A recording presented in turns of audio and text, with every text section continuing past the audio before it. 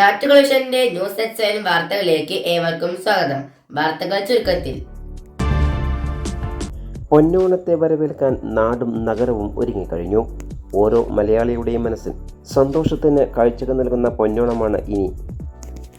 ഓണത്തിനുള്ള എല്ലാ ഒരുക്കങ്ങളും വീടുകളിൽ പൂർത്തിയായി കഴിഞ്ഞിട്ടുണ്ട്. ഇതേക്കുറിച്ച് എല്ലാവർക്കും മനസ്സിലുണ്ടാകും മായാത്ത ഒരു പിടി നല്ല ഓർമ്മകൾ. ഒരിക്കലും നഷ്ടപ്പെടുത്താൻ ആഗ്രഹിക്കാത്ത ബന്ധങ്ങളുടെയും കൂട്ടായ്മയുടെയും മധുരിക്കുന്ന ഓർമ്മപ്പെടുത്തലുകൾ കൂടിയാണ് ഓരോ ഓണക്കാലവും. പഴയ ഓണാഘോഷങ്ങളിലേക്ക് ഒരു തിരിഞ്ഞുനോട്ടം.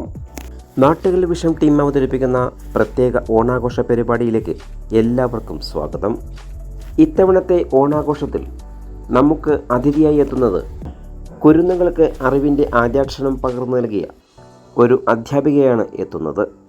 തച്ചനാട്ടുകര കുണ്ടൂർക്കുന്ന് സ്കൂളിൽ നിന്ന് വിരമിച്ച ഭാർഗവി ടീച്ചറാണ് ഇന്നത്തെ അതിഥി. അതിഥിയുടെ ഓണവിശേഷങ്ങളിലേക്ക് കടക്കാം. ഏവർക്കും ഓണാശംസകൾ. ഇന്ന് നമ്മുടെ അതിഥിയായി എത്തിയിരിക്കുന്നത് കുണ്ടൂർക്കുന്ന് സ്കൂളിൽ നിന്ന് വിരമിച്ച ഭാർഗവി ടീച്ചറാണ്. ഭാർഗവി ടീച്ചറുടെ വിശേഷങ്ങളിലേക്ക് പോകാം. ഓണക്കാലത്തെ കുറിച്ച് എന്താണ് അഭിപ്രായം? പഴയ കാലത്ത് ഇന്നത്തെക്കാളൊക്കെ വിശാലമായിട്ടായിരുന്നു ഓണാഘോഷം. അത്തം തൊട്ടിട്ട് മുറ്റത്ത് കൂടാൻ തുടങ്ങും കുട്ടികൾ. രാവിലെ തൊട്ടിട്ട് ഞങ്ങളൊക്കെ അടുത്ത വീട്ടിൽ കൂടിയും പറമ്പ് കൂടിയൊക്കെ പോയിട്ട് പൂക്കളൊക്കെ ശേഖരിക്കും. ധാരാളം വലിയ പാത്രങ്ങളൊക്കെ കൊണ്ടുവരാൻ വേണ്ടിയിട്ട് അത് കൊണ്ടുവന്ന് എല്ലാവരും പാടെ വട്ടത്തിലിരുന്നിട്ട് കുട്ടികൾ, അടുത്ത വീട്ടിലെ കുട്ടികളും എല്ലാവരും പാടെ കൂടി വട്ടത്തിൽ ചാണകം തേക്കും. ആദ്യം ചാണകം തേച്ചിട്ട് അതിൽ പൂവിടും. നടുക്ക് വലിയ ഒരു പൂവ് വയ്ക്കും. എത്രത്തോളം വട്ടത്തിൽ ഇടാൻ പറ്റിച്ചാൽ അത്രത്തോളം വട്ടത്തിലിടും. അത് കഴിഞ്ഞ് അടുത്ത വീട്ടിലെ കുട്ടികളുടെ പൂക്കളൊക്കെ കാണാൻ പോകും. അങ്ങനെ പരസ്പരം നല്ലൊരു യോജിപ്പിലായിരുന്നു കുട്ടികളുടെ പൂക്കളൊക്കെ. പഴയ കാലത്തെ ഓണോർമ്മകൾ എന്തൊക്കെയാണ്? പഴയ കാലത്ത് ഇന്നത്തെക്കാളൊക്കെ വിശാലമായിട്ടായിരുന്നു ഓണാഘോഷങ്ങൾ. അത്തം തൊട്ടിട്ട് കുട്ടികളൊക്കെ എല്ലാവർക്കും ഭയങ്കര സന്തോഷത്തോടു കൂടി രാവിലെ എഴുന്നേറ്റ് കഴിഞ്ഞാൽ ഉടനെ പാത്രങ്ങളൊക്കെ ആയിട്ട് പൂ പറിക്കാൻ പോകും. അടുത്ത വീട്ടുകളിലും പറമ്പിലും ഒക്കെയുള്ള പൂവൊക്കെ ശേഖരിക്കും. ഈ വള്ളിപ്പൂവൊക്കെ ഉണ്ട്. വയലറ്റ് നിറത്തിൽ ഓണപ്പൂവ്, ചെറിയ ഓണപ്പൂവ്, വലിയ ഓണപ്പൂവ്, പിന്നെ വേറെ കുറേ തരം പൂക്കളൊക്കെ ഉണ്ടാവും. അതൊക്കെ കൊണ്ടുവന്നിട്ട് പരസ്പരം പങ്കുവെച്ചിട്ട് എല്ലാവരും പാടെ ചേർന്ന് ഇടും. അത് കഴിഞ്ഞ് അടുത്ത വീട്ടിലെ പൂക്കളം കാണാൻ പോകും കുട്ടികളെല്ലാവരും പാടെ. ഓണസദ്യ ഉണ്ടാക്കും. വൈകുന്നേരമായ ഉത്രാടം ദിവസം രാത്രിയായാൽ ഒരു സമൂഹം ഓണത്തിന് പാട്ട് പാടാൻ വരും. അവർക്ക് സദ്യ കൊടുക്കും. കഴിഞ്ഞ പായസമൊക്കെ അവരുടെ വീട്ടിലെ കുട്ടികൾക്ക് കൊണ്ടുപോകാൻ കൊടുക്കണം. അങ്ങനെയൊക്കെ ആയിരുന്നു അന്നത്തെ കാലത്ത്. പിന്നെ ഓണപ്പടവ, എല്ലാവർക്കും ഓണപ്പടവ, വന്നവർക്കും വീട്ടിലുള്ളവർക്കും ഒക്കെ ഓണപ്പടവ കൊടുക്കും. കാരണവന്മാരാണ് അത് തരിക. അങ്ങനെയൊക്കെ ആയിരുന്നു പഴയ കാലത്ത്. ഇന്നും ചില വീട്ടുകളിലൊക്കെ അതൊക്കെ നടന്നു വരുന്നുണ്ട്. ഓണാഘോഷത്തിന് മാധവ വയ്ക്കുന്ന രീതി എങ്ങനെയാണ്? ഓണത്തിന് ഊരാട ദിവസമാണ് മാധവ വയ്ക്കാൻ തുടങ്ങുക. ഊരാട ദിവസം രാവിലെ കുളിച്ച് മുറ്റം മുഴുകും. ചാണകട്ടിട്ട് മുഴുകും. വീടിനെ തൊടിയിച്ചിട്ട് വേണം, വീടിൻ്റെ രണ്ട് ഭാഗം തൊടിയിച്ചിട്ട് വേണം മുഴുകൻ. നല്ല വിശാലമായിട്ട് മുഴുകി അതിൽ അരിമാവ് അരച്ചിട്ട് അണിഞ്ഞുണ്ടാക്കും. ഓരോ പിന്നെ വിളക്ക് വയ്ക്കാനും നാളികേരം വയ്ക്കാനും കിണ്ടി വയ്ക്കാനും ഓരോരോ പ്രത്യേക സൗകര്യങ്ങളുണ്ടാകും. മഹാദേവരെ ഒരു പലകയുടെ മുകളിൽ ആക്കല വെച്ച് അതിലാണ് വയ്ക്കുക. അതിന് മുമ്പ് അണിഞ്ഞിട്ടുണ്ടാകും അവിടെയൊക്കെ. വീട്ടിലെ ഗൃഹനാഥൻ 3 പ്രദക്ഷിണം വെച്ച് മാധവനെ കുളിപ്പിച്ച് ഓരോന്നോരോന്നായിട്ട് ഇങ്ങനെ കൊടുന്ന് വയ്ക്കും. ഉത്രാടം കഴിഞ്ഞിട്ട് തിരുവോണം ദിവസം അതിരാവിലെയാണ് മഹാദേവരെ എഴുന്നള്ളിക്കുക. അന്ന് നേരത്തെ അണിയിച്ച് കുളിച്ച് വീണ്ടും ഇതുപോലെ മുറ്റൊക്കെ മൂടി പിന്നെ അണിഞ്ഞ്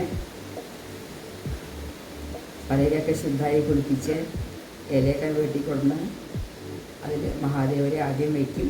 വീണ്ടും മറ്റേ മാധവങ്ങളൊക്കെ എടുത്തിട്ട് വയ്ക്കും വരിയായിട്ട്. പിന്നെ അവർക്ക് പൂജ കൊടുക്കും. തിരുവോണം ആ മഹാദേവരെ വെച്ച് കഴിഞ്ഞാൽ 3 നേരം പൂജ കൊടുക്കണം. അതുവരെ ഓരോ പ്രാവശ്യം പൂജിച്ചാൽ മതി. പിന്നെ പണിക്കര് പറയണ ദിവസം നമ്മൾ ഇതിലേക്ക് എടുത്ത് മാറ്റി. ഓണത്തിൻ്റെ ഐതിഹ്യം എന്താണ്? ഓണത്തിൻ്റെ ഐതിഹ്യം മഹാബലി ചക്രവർത്തിയായിരുന്നു അക്കാലത്ത് രാജ്യം ഭരിച്ചിരുന്നത്. ഇദ്ദേഹം ഒരു ഗർഭിഷ്ഠനായിരുന്നു. അപ്പോൾ ഭഗവാൻ വിചാരിച്ചു അദ്ദേഹത്തിൻ്റെ ഗർവം അവസാനിപ്പിക്കണം. അതിന് ഭഗവാൻ വാമന രൂപത്തിൽ ചെറിയ കുട്ടിയായിട്ട് അവതരിച്ച് മഹാബലിയുടെ അടുത്ത് വന്നു 3 അടി മണ്ണ് ആവശ്യപ്പെട്ടു.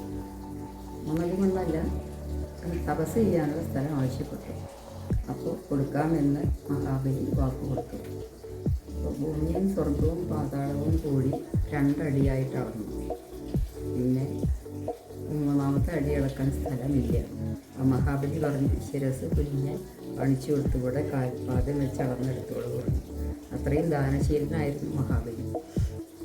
അങ്ങനെ ഭഗവാൻ ശിരസിൽ പാദം വെച്ചു. മഹാബലി അങ്ങനെ പാതാളത്തിലേക്ക് താഴ്ന്നു പോയി എന്നൊക്കെയാണ് പറയുന്നത്.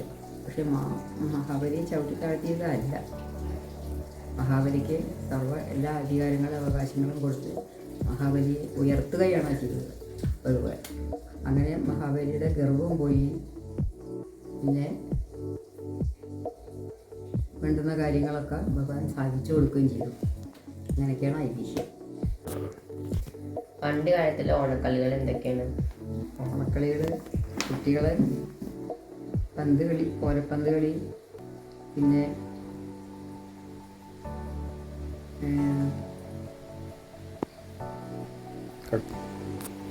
ചെറിയ കുട്ടികളെ പന്ത് കളി, വരകൊണ്ട് പന്ത് ഉണ്ടാക്കും. വീട്ടിൽ അച്ഛനും അമ്മയും ആൾക്കാരൊക്കെ ഉണ്ടാക്കി കൊടുക്കും. ചെറിയ ചെറിയ പന്തുകൾ, നിറയെ പന്തുകളുണ്ടാവും. പിന്നെ കുറച്ച് വലിയ കുട്ടികളെ കാരക്കൊട്ടിമാരിയുള്ള കൊട്ടിയൊക്കെ എടുത്തിട്ട് വടക്കര തണ്ടുകൊണ്ടൊക്കെ കാരക്കൊട്ടി ഉണ്ടാക്കും. അങ്ങനെ കാരക്കൊട്ടികളുള്ള തട്ടിക്കളി അത് നടത്തും. പിന്നെ പെൺകുട്ടികളെ നൃത്യങ്ങളൊക്കെ ചെയ്യും. പാട്ട് പാടും, ഓണപ്പാട്ടുകളൊക്കെ പാടും. പിന്നെ രാത്രിയായി കഴിയുമ്പോൾ ഉത്രാട ദിവസം രാത്രിയായി കഴിയുമ്പോൾ നല്ല ഗംഭീര സദ്യയൊക്കെ ഉണ്ടാവും. അന്ന് ഒരു സമൂഹം ആൾക്കാർ പാടാനൊക്കെ വരും. വീട്ടിലെ അടുത്തുള്ള ആൾക്കാർ ഓണപ്പാട്ട് പാടാൻ വരും. അവർക്ക് ഭക്ഷണം കൊടുക്കണം, സദ്യ കൊടുക്കണം. ഇപ്പം പിന്നെ അത് കഴിഞ്ഞ് വീട്ടിലെ കുട്ടികൾക്കൊക്കെ പായസമൊക്കെ കൊടുത്തയക്കണം.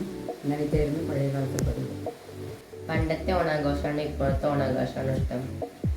പണ്ട് കാലത്ത് വീട്ടിലൊക്കെ നല്ല കൂട്ടായ്മയായിരുന്നു. വീട്ടിലെ ബന്ധുക്കൾ മുഴുവനും ഒത്തുകൂടും. പിന്നെ അയൽവക്കക്കാരും എല്ലാവരും ഒത്തുകൂടും. നല്ല സദ്യയൊക്കെ ഉണ്ടാക്കും. പിന്നെ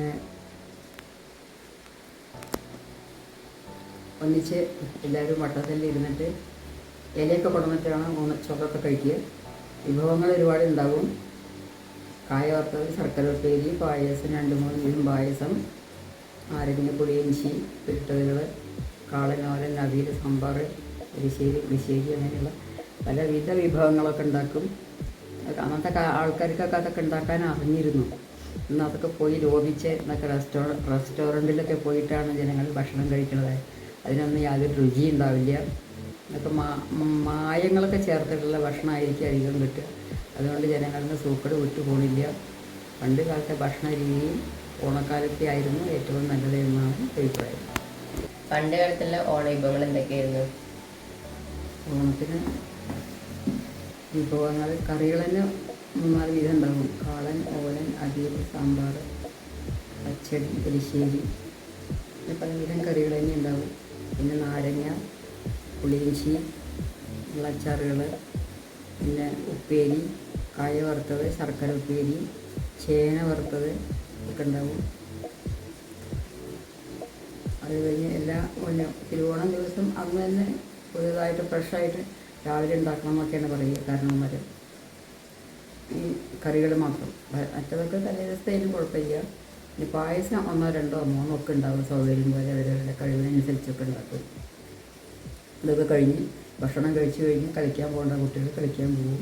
വിരുന്ന് പോകേണ്ട ആൾക്കാർ തിരുവോണം ദിവസം വിരുന്ന് പോകും. അങ്ങനെയൊക്കെ ആയിരുന്നു പഴയ കാലത്ത്. പഴയ കാലത്ത് ഓണപ്പുടവ കൊടുക്കുന്ന രീതി എങ്ങനെയായിരുന്നു?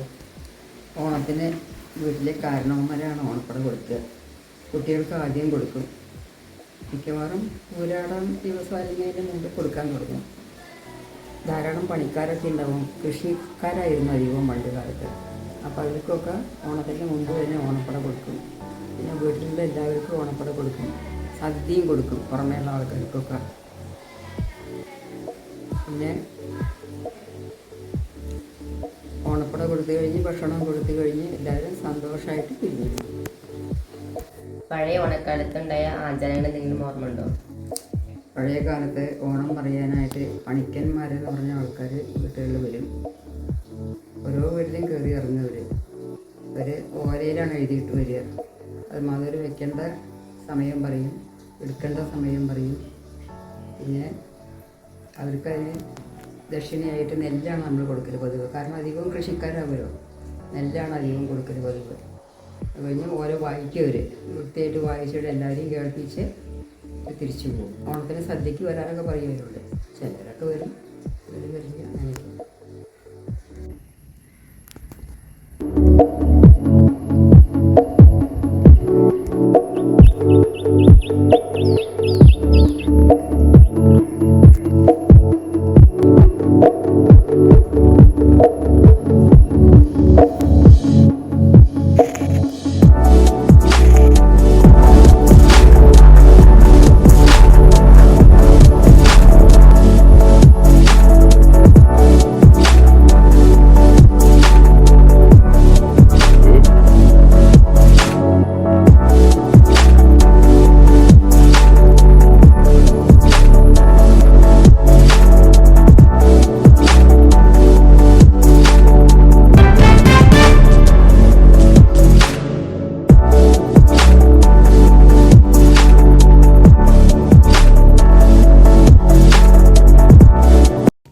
ഓണാശംസകളോടെ മഹിമ പാലട ആലിപ്പറമ്പ്.